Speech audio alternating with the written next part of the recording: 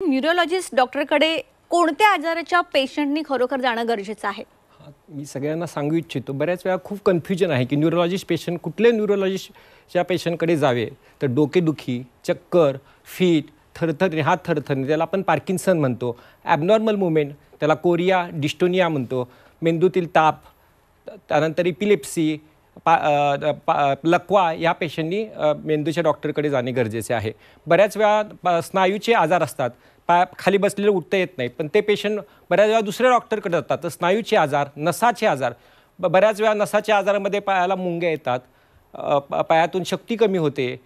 तर असे पेशंट बऱ्याच वेळा दुसऱ्या डॉक्टरांकडे जातात. त्यांना लक्षातही येत नाही की आपण कुठल्या डॉक्टरकडे जावे. तर प्रत्येक नसाचा आजार, आता मागच्या 2 महिन्यापूर्वी माझ्याकडे एक सातारा डिस्ट्रिक्टमध्ये वकील आले होते. त्यांना डोळ्याचा दिसायचा त्रास होता, डोळ्याची नस त्यांची खराब झाली होती. ते डोळ्याच्या डॉक्टरकडे गेले.